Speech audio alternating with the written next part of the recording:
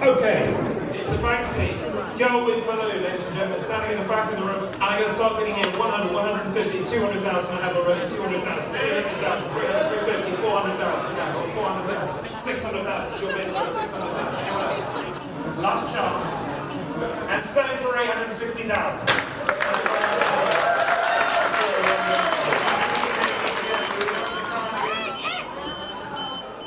Yeah, if you could maybe get one of the technicians quickly to go and take it over there, that'd be great. Quickly. Okay, we're moving on, ladies and gentlemen.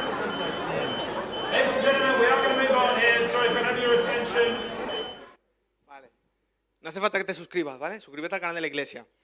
Vale, dirás, ¿y qué se le ha ocurrido a este loco en el día de hoy? Vale, vengo con hambre, así que cualquier locura está justificada, ¿vale? Lo que acabamos de ver es un suceso que ocurrió en Inglaterra, Londres para ser más exacto. Estamos viendo una subasta. El cuadro que hemos visto se llamaba La Niña del Globo, ¿vale? Y es una obra de un autor, un pintor bastante curioso llamado Banksy. ¿Qué lo hace a este hombre tan curioso? Pues que este pintor, no se sabe quién es, para empezar. Es un hombre que va por el mundo haciendo murales, pinturas por Barcelona, Berlín, Nueva York. Luego lo publica en su página web, de hecho, por esa razón se sabe que son suyas esas obras. Y en el momento que un muro, hay una de sus obras, ese muro vale millones. El cuadro que al día de hoy se subastó, porque era una subasta en la casa Sotheby's, se vendió por 1,2 millones de euros. Pero algo inesperado sucedió. Que en el momento en el que el hombre que estaba llevando la subasta le dio con el martillo en el mazo, cuando ya estaba vendido, se activa una cortadora, una guillotina que había puesto dentro del cuadro y el cuadro queda la mitad destrozado. Imagínate, te has gastado 1,2 millones en un cuadro y te pasa eso. ¿Cómo te quedas? Es como si te compras un coche nuevo y de repente se te parte la mitad, ¿no? Pues, si quieres saber qué ocurrió después, tendrás que quedarte hasta el final del mensaje. Los que estén viendo por YouTube lo podrán pasar el vídeo, pero si puedes evitar no lo hagas. Pero teniendo esto en mente, quisiera hablarte de un personaje que tuvo que ser cortado, procesado, golpeado y magullado para poder desarrollar su potencial, su capacidad, su verdadero propósito. Alguien que aprendió la lección más importante de su vida, pero no en una universidad de teología, no haciendo un máster ni un doctorado, ni estudiando con grandes maestros, no. Alguien que aprendió la lección más importante de su vida dentro del pez, dentro del vientre de un gran pez. O sea, os imagináis ya de quién estoy hablando, ¿no? De Jonás. Entonces, ¿qué ocurre? Cuando el mar es tu maestro. De hecho, este es el título del mensaje, cuando el mar es tu maestro. Así que si tienes la Biblia, acompáñame a Jonás, capítulo 1, y vamos a hacer el devocional de la semana. Y leemos la palabra en el nombre del Padre, del Hijo y del Espíritu Santo. Y luego vas a entender el porqué de la introducción. Ahora parece que no tiene sentido, luego lo verás. Jonás, capítulo 1, y leemos de momento versículos del 1 al 6. Enciende tu Biblia, ábrela, y si no aquí estaremos poniendo los versículos. Vale, si lo tenemos, ¿me regalas un amén? Uy. Si lo tenemos, ¿me regalas un amén? A menos, mira la pantalla.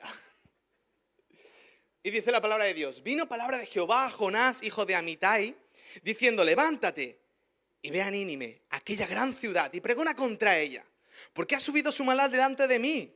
Y Jonás se levantó para huir de la presencia de Jehová a Tarsis, y descendió a Jope. Y halló una nave que partía para Tarsis, y pagando su pasaje, entró en ella para irse con ellos a Tarsis, lejos de la presencia de Dios. Qué diferente a la canción que estábamos cantando ahora, ¿eh? Pero Jehová hizo levantar un gran viento en el mar, y hubo en el mar una tempestad tan grande que se pensó que se partiría la nave. Y los marineros tuvieron miedo, y cada uno clamaba a su Dios, y echaron al mar los enseres que había en la nave, para descargarla de ellos. Pero Jonás, habiendo bajado en el interior de la nave, se había echado a dormir. Y el patrón de la nave se le acercó y le dijo: ¿qué tienes, dormilón? Levántate y clama a tu Dios. Quizás Él tendrá compasión de nosotros y no pereceremos. Versículo 11. Y le dijeron: ¿qué haremos contigo para que el mar se nos aquiete? porque el mar se iba embraveciendo más y más. Y él les respondió: tomadme y echadme al mar, y el mar se os aquietará. Porque yo sé que por mi causa ha venido esta gran tempestad sobre vosotros. Y aquellos hombres trabajaron para hacer volver la nave a tierra, mas no pudieron, porque el mar iba embraveciéndose más y más contra ellos. Entonces clamaron a Jehová y dijeron: te rogamos ahora, Jehová, que no perezcamos nosotros por la vida de este hombre, ni pongas sobre nosotros la sangre inocente, porque tú, Jehová, has hecho como has querido. Y tomaron a Jonás y lo echaron al mar. Y el mar se aquietó de su furor, y temieron aquellos hombres a Jehová con gran temor, y ofrecieron sacrificio a Jehová, e hicieron votos. Pero Jehová tenía preparado un gran pez que tragase a Jonás, y estuvo Jonás en el vientre del pez 3 días y 3 noches. Yo cuando leo esto, pienso en un profeta que era un poco personaje. Tú ves a los profetas del Antiguo Testamento que constantemente son llamados por Dios. Y predican a reyes, predican a las naciones, y no tienen miedo, porque a diferencia de hoy que todos los profetas predican prosperidad, los profetas del Antiguo Testamento iban a los reyes, a seres poderosos, a seres con influencia, y le decían: estás pecando, arrepiéntete o serás destruido. O sea, eran gente que no se pensaban las cosas 2 veces. Señor, tú me has dicho, yo voy. Pero a Jonás se le dice que vaya a Nínive, capital de Asiria. Y Nínive, digamos que no es que fuera una ciudad muy agradable de ir. De hecho, el profeta Nahum nos da una descripción que dice: ¿qué aflicción le espera a Nínive, la ciudad de los crímenes y mentiras? Está saturada de riquezas y nunca le faltan víctimas.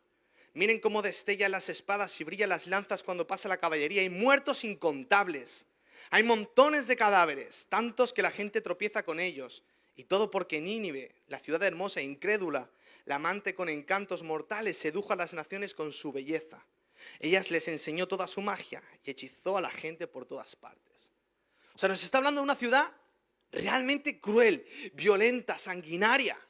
De hecho, esta ciudad, este imperio asiria conquistaría a Israel. Así que sería como decirle a un ucraniano: vete a Moscú y predica. Era lo mismo. En el momento que se le está diciendo a Jonás: vete a Nínive, vete a la capital del imperio que os está invadiendo. Y claro, Jonás, ¿cómo se quedaría? Pues me voy para Tarsis. Y pensemos un momento dónde está Tarsis. Primero de todo, Jonás huye de Dios, huye del propósito de Dios, es desobediente, compra su pasaje, compra su billete. En otras palabras, él decide su propio destino. Él está asumiendo que decide libre y voluntariamente desobedecer a Dios. Y se va a Tarsis, y no de forma, ¿cómo decirlo? No de forma que, bueno, se ha dado, no. Se va a Tarsis porque en ese momento se pensaba que era el punto más lejano de la costa de Israel. Israel está en un extremo del Mediterráneo, y Tarsis, que está en España, está en la otra parte del Mediterráneo. Se consideraba que era el fin del mundo, y él decía: bueno, me voy a ir porque ahí seguro que Dios no está. Parece que se ha olvidado de los salmos, ¿no? Que decía: me fui hasta de dónde huiré del Señor, ¿no? Y se va para España el tío. O sea, con todo el morro, Dios le llama y se va para España de tapas. Venga, encima se va para Cádiz, donde hay solecito, a las costas del sol, porque Tarsis estaba ahí. Pero algo pasa. Y yo te pregunto, ¿de qué estás huyendo? Porque hay veces en las que huimos de Dios. Estás en la iglesia físicamente, pero ¿y tu obediencia? ¿Sabes dónde Dios te está llamando a ir? Pero tus pies van a otra dirección. ¿Sabes dónde Dios te quiere? Pero tus decisiones van en otra dirección. Sin pensarlo, muchas veces hacemos como Jonás. Dios nos dice: vete para Nínive. No, me voy para Tarsis, que es más fácil, hay calorcito, hay tapas, playa. ¿Para qué me voy a ir si son pecadores y hay crímenes, Señor? Pero el Señor le está diciendo: pero yo estoy contigo. Como se lo va a demostrar. Y yo creo que lo primero que nos está preguntando el Señor y desafiando es, primero, ¿de qué estás huyendo? Segundo, ¿hacia dónde Dios te está pidiendo que vayas? Tercero, ¿por qué huyes? ¿Por qué huyes? Porque hay veces que los planes de Dios dan miedo. Vamos a ser sinceros. A veces nos viene la motivación de, es que el Señor me ha llamado para que haga esto. El Señor me ha llamado para que haga lo otro. Y te viene ahí, te sientes ahí un poco Superman. Sin embargo, hay planes que dan miedo. Que uno siente que no es capaz, dice el Señor, cásate, forma una familia. Pero Señor, ¿y si meto la pata? Sí, no, sí, tranquilo, que la vas a meter. Tranquilo, que vas a meter la pata y te vas a equivocar. Pero de eso se trata. Te levantas y sigues. Dios te dice, sígueme, deja tu antigua vida y sígueme. Deja ese pecado que está atándote, deja esa relación que te impide avanzar. Pero es que, Señor, si está tan bien. Es que, Señor, no estará a la altura y si vuelvo a pecar y si no estoy capacitado y si no llego a complacerte, es que no vas a hacerlo nunca en tu vida. Por eso está la gracia. Por eso Jesús murió. Dios nos está diciendo, no huyas más. Yo estoy contigo. Si Dios te llama, no huyas. Porque el proceso será difícil, te equivocarás en más de una ocasión, pero cada tropiezo, cada fallo, cada dificultad harán de ti una persona más madura, más capacitada, llena de fe, un referente que vean como aquel que no podía, pero que con fe y con la ayuda de Dios fue una persona transformada para servir al reino de Dios. Pero no huyas de Dios. Y eso tuvo unas consecuencias. Jonás va a Jope, coge una embarcación, casualmente va para Tarsis, y ahí a veces nos encontramos con el problema de, ay, mira, si todo se está dando con esta facilidad será de Dios, ¿no? Yo creo que Dios al final me ha respetado y me permite ir a Tarsis. Pagó su pasaje. Y por lo que dice la palabra de Dios, nadie se esperaba que iba a haber una tormenta. La gente era experta en mirar el tiempo, quizás no en la aplicación, pero miraba los cielos, miraban cómo estaban los vientos y hacían sus cálculos a su manera, pero era gente de mar, gente que obviamente si ve que hay indicios de tormenta no salen. Y yo me imagino que el cielo estaría completamente despejado, como para echarte una siesta. Completamente despejado, todo azul, el sol brillante, radiante. Se escuchaba el ir y venir de las olas. Lo dicho, para ponerte una toalla y echarte una siesta. Pero en unas horas todo eso cambiaría drásticamente. Porque dice la palabra que Jonás se sube al barco, está tan tranquila la marea, está tan tranquilo el mar, que se echa una siesta. Se va a dormir y de repente el cielo que era azul está cubierto por una gran manta de nubes oscuras. El sol ya no se puede ver. El día parece noche. Lo que antes era un mar aquietado ahora es un mar embravecido. El barco se empieza a sacudir de lado a lado. ¿Has visto Titanic? Pues algo así parecido, ¿vale? Pero sin partirse. Pero se escucharía la madera del barco crujir, a punto de partirse. La gente corriendo de lado a lado. ¡Ay, nos morimos! Cada uno rezando, orando a su Dios. Y el sinvergüenza de Jonás durmiendo. Este yo creo que era un poco español, ¿no? Se había comido una buena fideuá, no digo nada, te estoy sugestionando, y se echó a dormir. Pero a ver, ¿en qué cabeza cabe que se está sacudiendo el barco de lado a lado? ¿Cómo puedes dormir? ¿No? Y la tripulación estaba completamente desesperada. Jonás pagó su billete para esas consecuencias. Pero ¿y el resto de la tripulación? No habían hecho nada. El resto de la tripulación simplemente se dirigía hacia Tarsis a hacer sus cosas y punto. Ellos no habían desobedecido a Dios. Ellos no tenían por qué pagar las consecuencias de Jonás. Y empiezan a preguntar hasta que encuentran a Jonás. Y de repente lo ven durmiendo. Le dice, ¿pero qué haces? Y yo me imagino a Jonás, como era un poquito sinvergüencilla, así estirándose. ¿Qué tal? ¿Ya hemos llegado? Estaba movidito el barco, ¿no? Los otros flipando, en plan, pero a ver, ¿qué te está pasando? ¿En qué mundo vives? ¡Nos hundimos, Jonás! ¡Vamos a morir! Y vamos a ser sinceros. Vamos a ser sinceros un momento. Es fácil criticar a Jonás.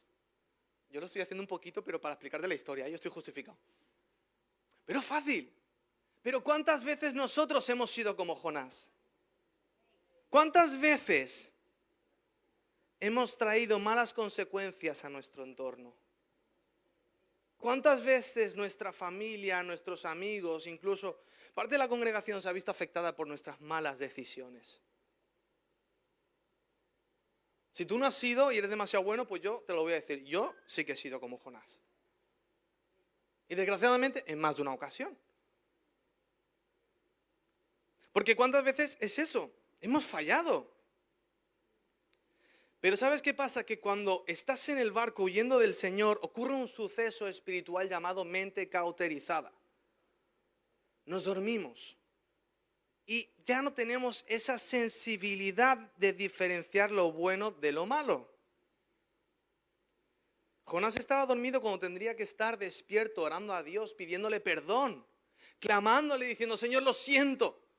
Ellos no tienen la culpa, pero estaba durmiendo.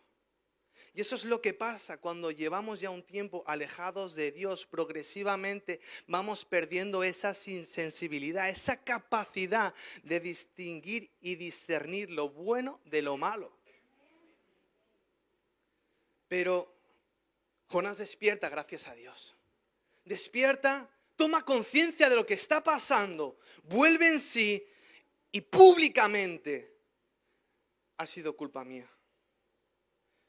Soy judío, soy hebreo, huía del Señor y por mi culpa está pasando este. Y yo no sé tú, pero quizás yo lo hubiera tirado directamente al mar. Tú te buscas la vida.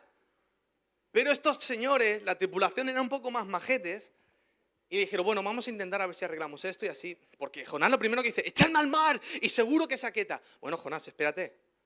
Vamos a ver si podemos arreglarlo, si podemos solucionarlo, si podemos volver la nave a tierra, pero no pueden. No pueden. Entonces, ahora sí, Jonás, lo siento, lo hemos intentado, te vas para el agua.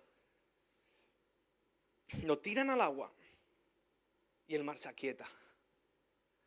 De hecho, Spurgeon, uno de los mayores predicadores de los últimos siglos, dice de este pasaje, que mientras el barco navegaba suavemente sobre el mar, Jonás se olvidó de Dios y no podrías haberlo distinguido del más pagano a bordo. Era tan malo como ellos. Pero vemos que Jonás se hace responsable de sus acciones. Pide perdón a Dios públicamente, delante de todos.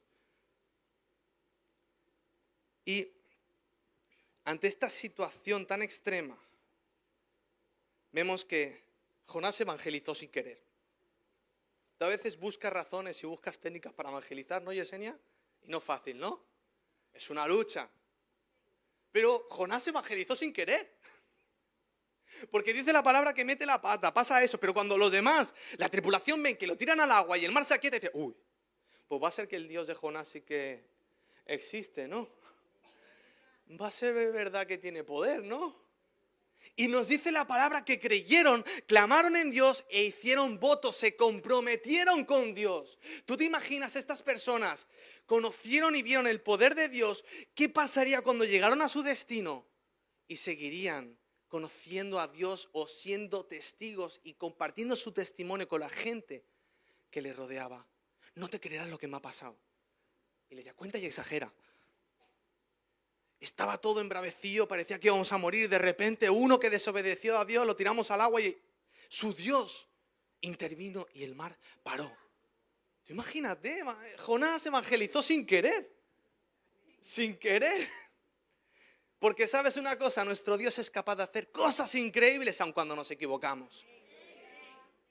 Aun cuando nos vivimos en error y tomamos malas decisiones, aun cuando parece que no tenemos nada más que hacer, Dios le da la vuelta y hace cosas maravillosas. Eso sí, no te equivoques aposta, ¿vale? Así no funciona. Pero sigue la palabra y esto me recuerda un suceso que pasó muy parecido con el apóstol Pablo. Pablo, el de las 1001 aventuras, en el libro de Hechos, nos dice que él tenía el llamado de ir a Roma a predicarle a nada más y a nada menos que al emperador, la persona más poderosa del momento, el Donald Trump de su momento. Y recibe el llamado de ir. Iba desde Cesarea hasta Roma en barco, un viaje largo. Y no va en yate, no va en un crucero, va como preso, encadenado. Y llega un momento de la travesía que están en Creta y el temporal en aquel momento no era el mejor. Y Pablo, que ya tenía experiencia en naufragios, va al patrón, al capitán y le dice: creo que no es buena idea seguir el viaje, ¿eh? Porque estoy viendo los cielos y a mí esto no me hace mucha gracia. Pero el patrón, con la intención de llegar antes a Roma, con la intención de no gastar más provisiones, más dinero del que ya tenía establecido, deciden ir. Ignoran a Pablo, van hacia Roma, aun con el temporal malo, se levanta una tormenta, un eurociclón llamado, y durante días, no horas, días, están intentando mantenerse a flote y con vida, con una tempestad que parecía que iba a reventar el barco en cualquier momento. Dice Hechos 27, del 21 al 24, dice: entonces Pablo, como hacía ya mucho que no comíamos, puesto en pie en medio de ellos, dijo: habría sido, por cierto, conveniente, oh varones, haberme oído, y no zarpar de Creta tan solo para recibir este perjuicio y pérdida. En otras palabras, está diciendo: os lo dije. Y a veces no mola tener que decir os lo dije, porque cuando tú dices os lo dijo es porque hay un problema puesto. Pero sigue la palabra y dice: pero ahora os exhorto a tener buen ánimo, pues no habrá ninguna pérdida de vida entre vosotros, sino solamente de la nave, porque esta noche ha pasado conmigo el ángel de Dios de quien soy y a quien sirvo, diciendo: Pablo, no temas, es necesario que comparezcas ante el César, y aquí Dios te ha concedido a todos los que navegan contigo. Vale. Pablo va a Roma, donde Dios le ha mandado. ¿Obedece? Bien. Pero vemos que durante esa obediencia también hay problemas. También está en riesgo su vida. Pero a diferencia de Jonás, Dios le dice: porque tú estás en ese barco, no va a morir nadie. En esta ocasión la presencia de Pablo en el barco trajo bendición a su entorno. Esa obediencia trajo un fruto y trajo una bendición que no podían haber tenido si no estuviera Pablo ahí. Jonás trajo destrucción y casi mata a toda la tripulación. Pablo lo salvó y llegó a su destino. Pero vemos la palabra de Dios que dice que un gran pez enviado por Dios se come a Jonás. Se lo come. Y yo no sé si viste la noticia, pero el año pasado un hombre se lo tragó un pez también. ¿Lo visteis? No es un hecho aislado ni algo alegórico, o sea, que es posible. El año pasado, de hecho, lo grabaron un hombre que estaba pescando y de repente, ¡blup! ¿Y dónde está mi papa? Pues dentro del pez. De hecho, fue un hombre llamado Michael Packard, un pescador de 56 años. Luego fue vomitado, por lo visto no es que tuvieran buen sabor. Pero,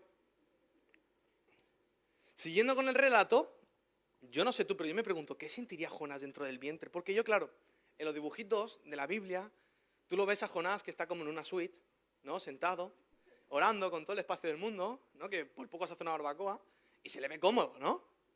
¿Pero tú crees que estaría cómodo dentro del pez? Yo no sé tú, pero yo me lo imagino que estaría un poquito incómodo. Pero buscando por internet me encontré con el testimonio de una persona que sí que estuvo dentro de un pez. En 1891, un pescador de ballenas fue tragado por una ballena, bueno, un cachalote para ser concreto. Y estuvo bastante rato, no estuvo minutos, estuvo rato. Y nos describe su experiencia de la siguiente manera. Dice: de pronto me encontré en un saco mucho mayor que mi cuerpo, pero completamente a oscuras. Palpé mi entorno y toqué diversos peces. Algunos parecían estar vivos, pues se escabullían por entre mis dedos. Sentí un fuerte dolor de cabeza y mi respiración se hacía muy difícil. Al mismo tiempo sentía un calor que me consumía, un calor que iba en aumento. En todo momento estuve convencido de que iba a morir en el estómago de la ballena. El tormento era irresistible y el silencio allí era absoluto. Intenté incorporarme, mover los brazos, las piernas, chillar, pero me resultaba imposible. Sin embargo, mis ideas estaban perfectamente claras y la comprensión de mi situación era plena. Y por fin, gracias a Dios, perdí el conocimiento. O sea, imaginaos el tormento que estaba pasando, que dice, menos mal que perdí el conocimiento porque eso no se podía aguantar de ninguna manera. Era horrible esa experiencia. Jonás estuvo 3 días a plena conciencia, despierto y sufriendo esas consecuencias. No estaba sentadito orando haciendo su devocional. Estaba apretado, pasando calor, con la peste que tenía que hacer dentro de una ballena.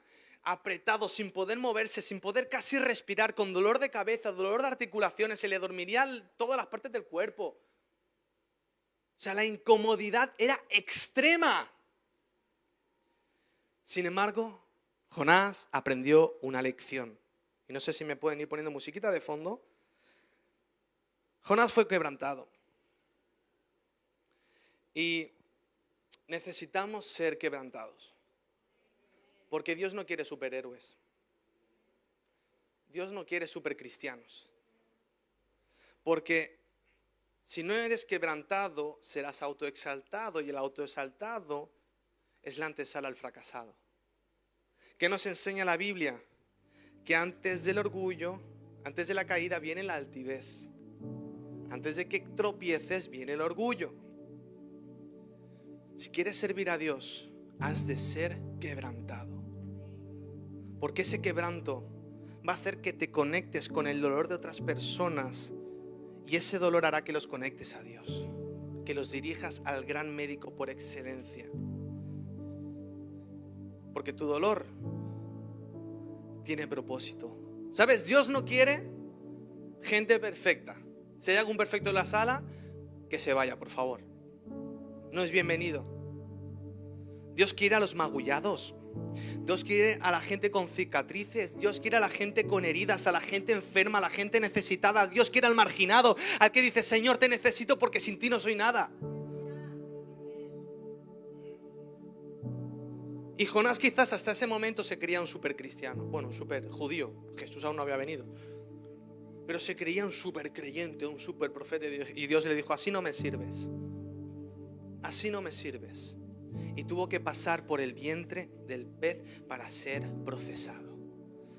Y en aquella angustia, en aquel dolor, nos dejó una oración impresionante. En Jonás 2, versículos del 2 al 10. Y quiero que la leas teniendo en mente la situación en la que está orando Jonás. No está en la iglesia en un culto de oración. No está sentado en una silla. Está dentro del vientre de un pez. Le falta la respiración, está oscura. Sabe que está ahí por su propia decisión, por su error. Y en medio de esa situación dice, invoqué en mi angustia a Jehová. Y Él me oyó. Desde el seno del Seol clamé y mi voz oíste. Me echaste a lo profundo en medio de los mares y me rodeó la corriente. Todas tus ondas y tus olas pasaron sobre mí. Entonces dije, desechado soy delante de tus ojos, mas aún veré tu santo templo. Las aguas me rodearon hasta el alma, rodeándome el abismo. El alga se enredó en mi cabeza, descendí a los cimientos de los montes. La tierra echó sus cerrojos sobre mí para siempre. Mas tú sacaste mi vida de la sepultura, oh Jehová, Dios mío. Cuando mi alma desfallecía, me acordé de Jehová. Mi oración llegó hasta ti en tu santo templo. Los que siguen vanidades ilusorias, su misericordia abandonan. Mas yo con voz de alabanza te ofreceré sacrificios. Pagaré lo que prometí, porque la salvación es de Jehová. Señor, hasta aquí me has traído. Me he portado como no debía, me he equivocado. He ignorado a la gente de Nínive que tú decidiste que se salvara. Tenías compasión y misericordia de ellos, aunque fueran un desastre de personas. Pero Señor, yo también lo soy. Yo también lo soy. Y no he sentido lo que tú sentías por ellos.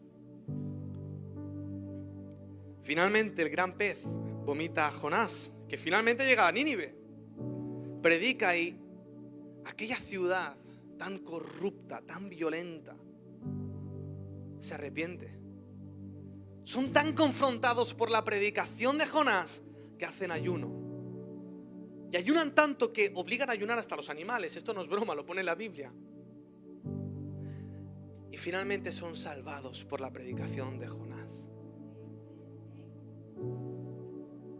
Dios reconduce tu vida, tu propósito, tu llamado. Si Dios te llamó, ese llamado sigue vigente. No huyas, no te desvíes. Quizás es en esta tarde que Dios ha hecho que estés aquí para reorientar tu propósito, reorientar tu vida hacia lo que Él tiene preparado para ti. Pero ¿huirás? ¿Seguirás huyendo de Dios? ¿Seguirás evitando su voz? ¿Seguirás ignorando lo que Él te está diciendo que hagas? ¿Seguirás con esta vida que te mantiene alejado? ¿O por el contrario dirás, he aprendido la lección, iré donde tú me llamas? No será fácil el camino, habrá sufrimiento. El apóstol Pablo obedeció y sufrió, pero finalmente llegó a Roma y estableció una iglesia. Bueno, había una iglesia establecida, pero pudo seguir predicando. Preso, pero siguió predicando. Pero llegó a su destino. Jonás se equivocó, pecó, pero llegó a su destino. El problema es que a veces nos acomodamos dentro del pez. Estamos apretados, pero bueno, nos ponemos así como podamos, nos estiramos un poquito. Pero estar dentro del pez implica seguir sufriendo, implica no desarrollar tu potencial, no cumplir el propósito con el que Dios te ha llamado. ¿Y qué pasó con la obra de Bansky? ¿Se tiró a la basura? ¿El que la compró puso una reclamación? Como hemos dicho, la obra se vendió en el 2018 por 1,2 millones y cuando pagó se destruyó. La pintura pasó a llamarse El amor está en la papelera. Y cualquiera que lo vería pensaría, ¿qué ha pasado aquí? Vaya desastre de obra, esto no es arte. Pero en el 2021 esta obra se volvió a subastar. ¿Y crees que alguien compraría un cuadro así estropeado? ¿Crees que alguien compraría un cuadro? Yo no lo compraría si yo no supiera de ello, porque he visto el vídeo, que si no, no lo compraba. Yo digo, esto es un tapias. Pero esta vez se compró otra vez. Y venga, vamos a hacer una pequeña subasta. ¿Medio millón? ¿Tú solo di sí o no? ¿Medio millón? ¿100.000 euros? A la hermana, ¿quién da uno? ¿Medio millón? ¿A la de uno, a la de tres? ¿Cuánto dices, Efraín? ¿1.000? ¿20.000? ¿1 millón? 1 millón, 5 millones. 19 millones de euros.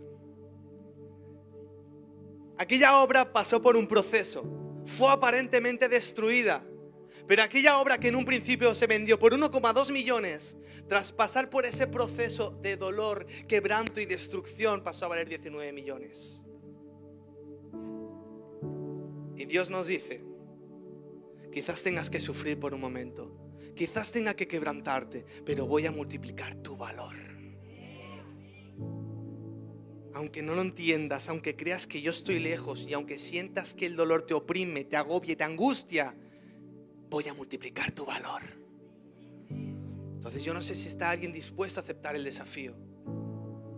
Tu dolor, tu propósito, el vientre del pez en el que estás, tiene un objetivo y es reorientarte hacia el propósito de Dios y aumentar tu valor. Porque esto es lo que pasa cuando el mar es tu maestro.